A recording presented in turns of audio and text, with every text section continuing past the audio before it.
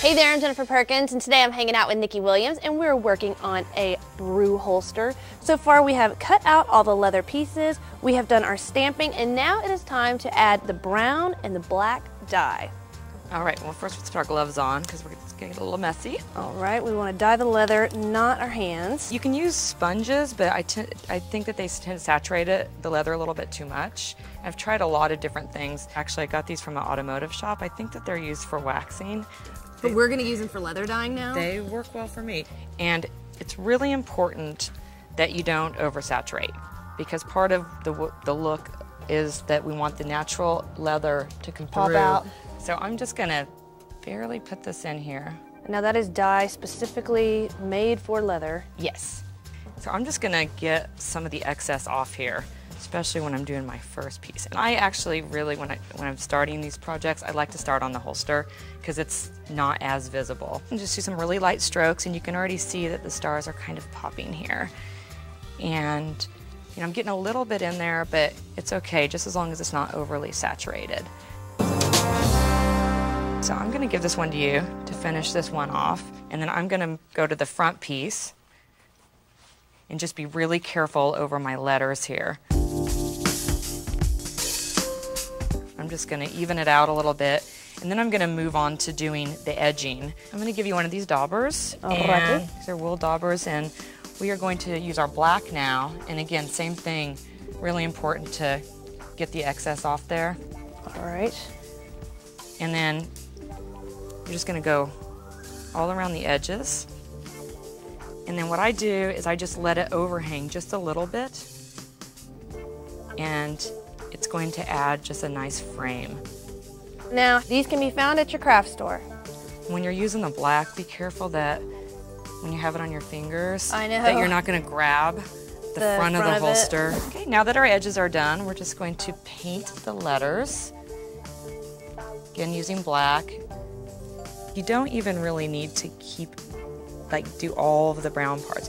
It's just like a nice highlight, so you don't need to be completely in all of the brown areas there. I think it's more important that you don't have excess falling into the crevices.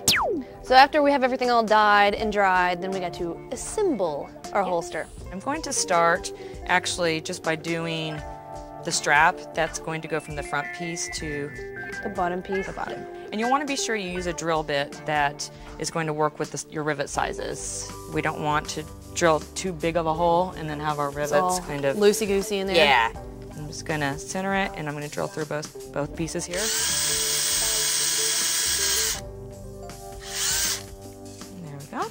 Perfecto. And now, this is the piece where you really need to be cautious of the alignment. And I'm just gonna line it up here. And sometimes with the star pattern, it's kind of cool because you can drill through the stars. And use them as your guide. And if you're really good and you keep the same number of stars on both sides, and you can just count them and drill.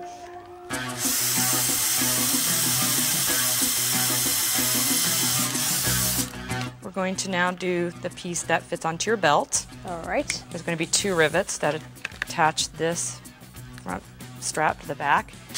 That's all of the holes that we're going to need for our rivets. Okay, drilling is done. Yes. So, got our holes here, and we're going to use the same size rivets for everything.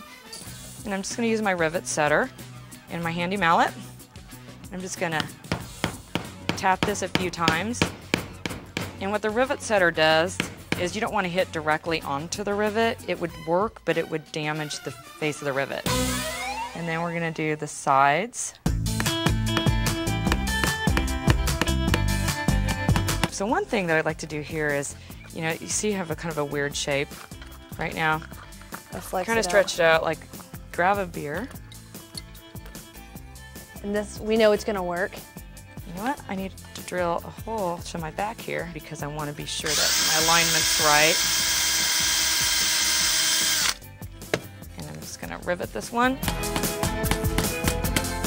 And now the belt strap.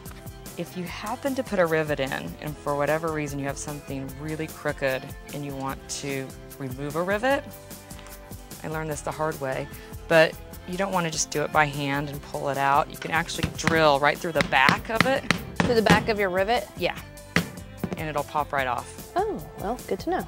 We're ready for a snap. Excellent. And so what I like to do is I'm just going to try to put it on for size, be sure I get the hole in the right spot. And I like to push this up a little bit under my belt, just get it a little bit tighter. This is kind of a matter of preference. Some people might like it to lay a little bit lower. And then I get a slightly bigger drill bit for the snap than what we use for the rivet. Okay, I'm just going to talk a little bit about the snaps here. There's 4 pieces that are involved with the snap. You'll see that 2 of them are a little bit flatter, 2 of them have a little bit more of a rounded edge. The flat piece is going to go on the back of the holster. This really flat one is going to go back through. Looks very similar to the rivets. And then what I'm going to use for the snaps is this handy little snap setter. We're going to just stick that right in there and just bang it a few times. And then we're going to take these curved pieces, and this is going to be the face. So we want the star to be on the front. And then this one, we're going to have the kind of lip section out, I guess, if you will. And this is where this handy little thing comes in. I could just put it down here, use my snap setter again, hammer away, but I'm going to ruin the face of my star. So I'm just going to set that in here. Star protection. Yes. Just gonna give it a few whacks. So it's good to go. And there we got a good looking star. It's ready. I've got to have one of these. I will be the belle of the ball at South by Southwest. You'll be able to stock up on your beers too. Exactly. What do you guys think of leather? It's wonderful and it keeps you warm. What's the name of the process that turns animal hide into leather? Curing? No, Rendering. not rendering. Tanning? Tanning. Yeah. Yeah, that's because there are tannins. What popular beverage also contains tannins? I'm gonna say beer. Pop. I don't know. No, pop. God, we are in Chicago. Red wine and tea. Red wine and tea. That's exactly right. He's a smart one, huh? That's why he's on the show. Which of the following is not actually a type of leather? Vegetable tanned leather, chrome tanned leather, rawhide, or brain tanned leather? Let's say brain. I would say it's the brain tanned. None of the above. It is none of the above.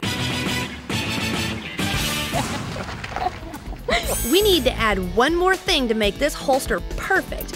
Find out what it is, plus wait till you see the surprising projects from our crafters.